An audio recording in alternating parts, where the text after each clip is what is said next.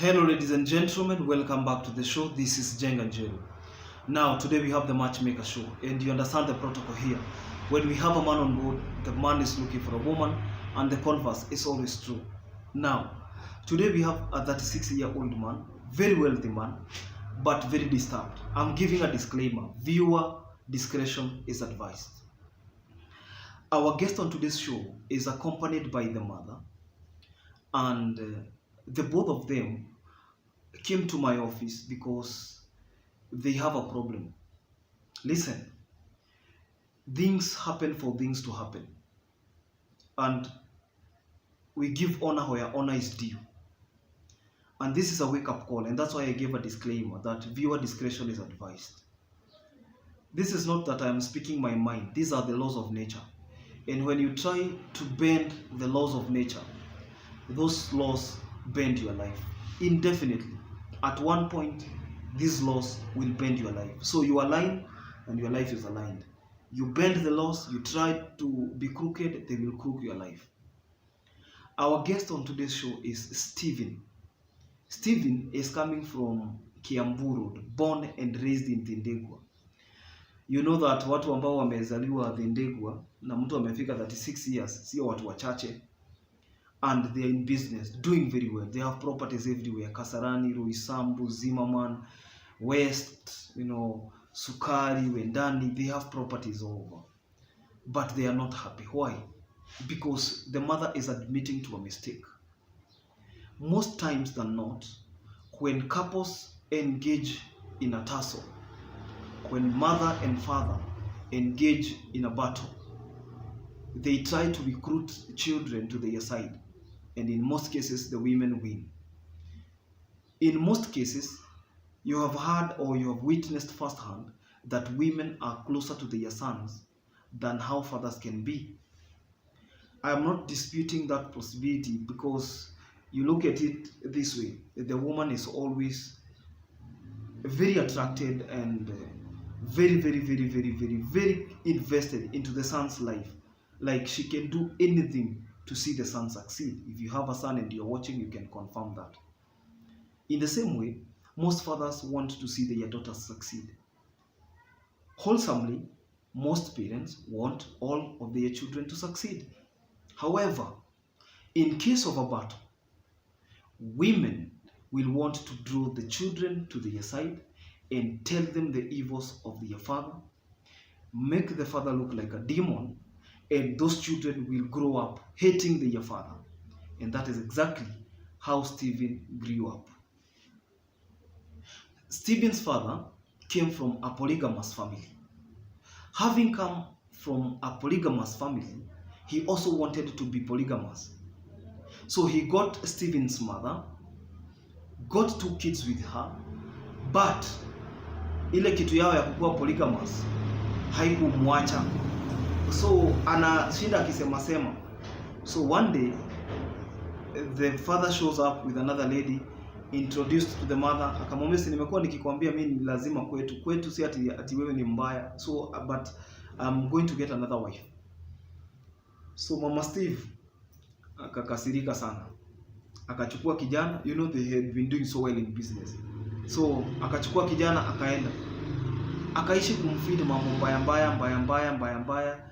Unajua ile unafeed mambo nini, unafeed mambo kijana. Sasa kijana amekuwa akifidiwa hiyo mambo yote, venye baba yako ni mbaya, baba yako anafanya hivi, alikutupa, alikutesa, alitaka awe mke mwingine anirushe nje, imagine nini. So Stephen akachukia baba yake sana. That is not the problem. The problem is one day wakarudi. Unajua sometimes unapotea alafu unaona wewe ndio uko na shida. So mama yake akarudi. So yeye akona bitterness because this woman, you remember, they are living in Thindegwa. But they have a very big compound. The father is like, I'm not going to get this woman another plot or another property somewhere else. She will be living in the same compound. So the father sets up a very beautiful home on the other side of the compound. Sasa hiyo ni bibi number 2. But they are using the same gate, the same compound, except that now the compound is very big. and the woman gets 2 latest vehicles because they have money. Unfortunately, Steve's mother gets into a disagreement with the other woman because anaona huyu alikam kuharibu. The man is telling her, wacha kushida ukisumbuana na yeye. This is my second wife, you should respect her. Ama tu kama uoni amani uende. Mind you, the father was never abusive. Mama Steve ananiambia anajutia kwa sababu there was no single day she can claim that the husband ever laid his hand on her. Not once, not twice. He even never raised his voice. He was a wealthy man, very composed. In fact, yeye ni mtu wa Anglican Church, lakini akasema kwetu kama familia polygamy is necessary. It is a must. I think because of growing up with his father and realizing the kind of freedom probably the father had, the kind of peace, akikasirishwa huku anaenda huku kwingine, and then he is able to provide for both families. He said, I want to be like my father. So Mama Steve akakuwa kikwazo.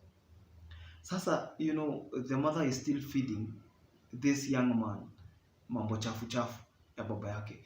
I am not giving you stories. This is what she told me. So I am not trying to sugarcoat. Sasa yeye mwenyewe ndiye ana admit makosa alifanya. So what happened is that at one point, remember kuna Steve na kuna msichana wao mkubwa. Huyu msichana mkubwa akakataa kukua fed hiyo maneno.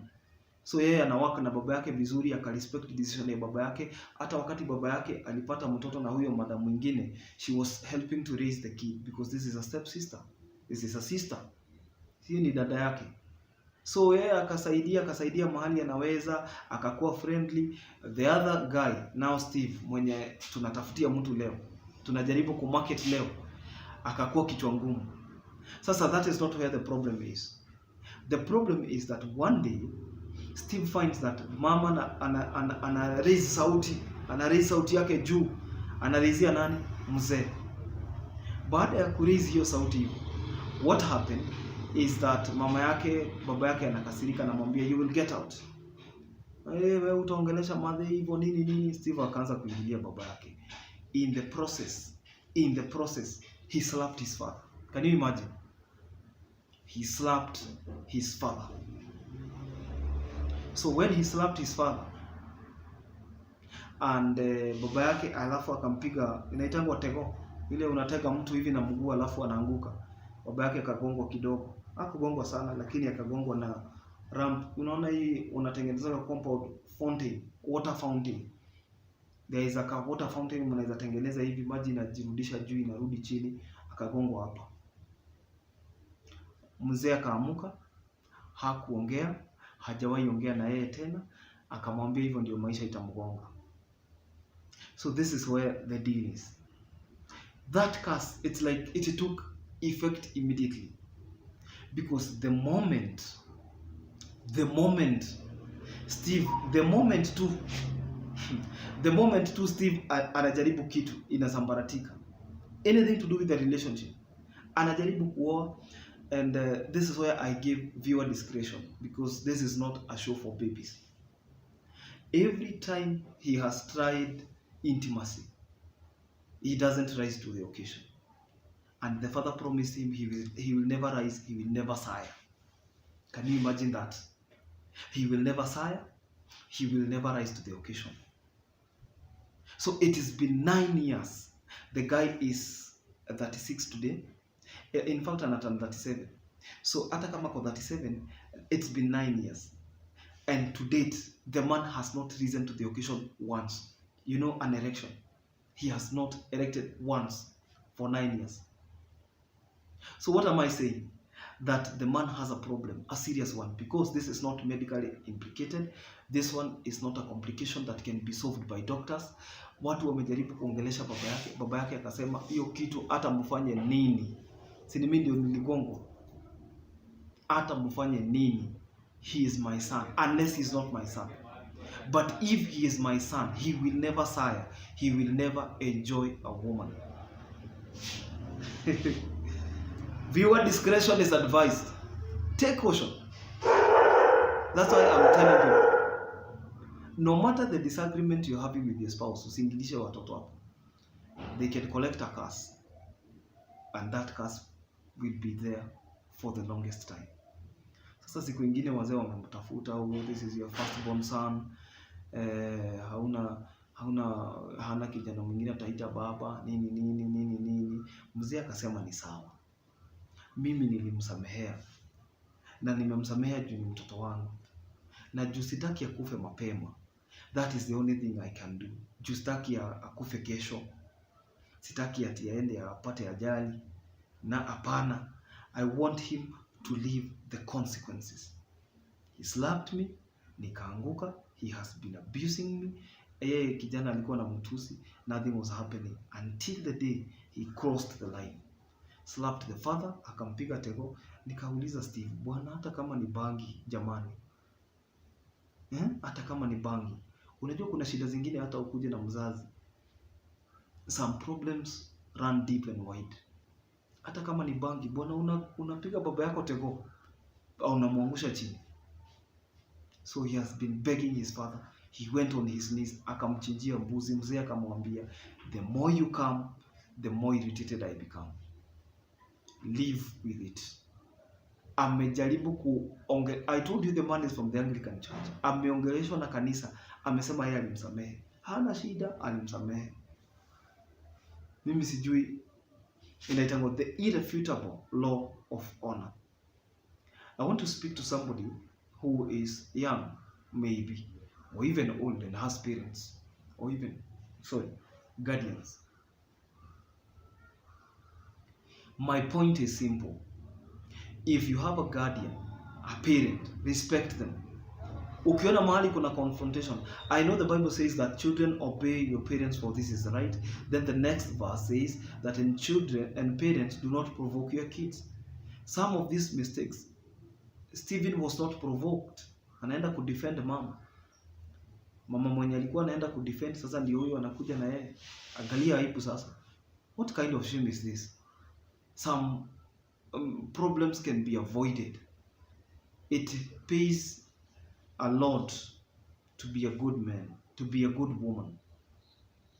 It is important, absolutely important. I will post their contacts on my stories on Facebook, so that if this woman who is ready to live with Steve, at least waondoe aibu, he will never get a kid, and neither will he be able to sire. So I don't even know whether he can be able to love somebody's kids. He was cast by his own father. What a mystery. Until next time, this is Jenga. Don't forget to subscribe to our YouTube channel. And don't forget that we are on the road to 100,000 subscribers. If you have not subscribed to our channel, what are you doing? Why? Mbona? Sijui tunaongea nini? Mbona huja subscribe? Mbona? It's free.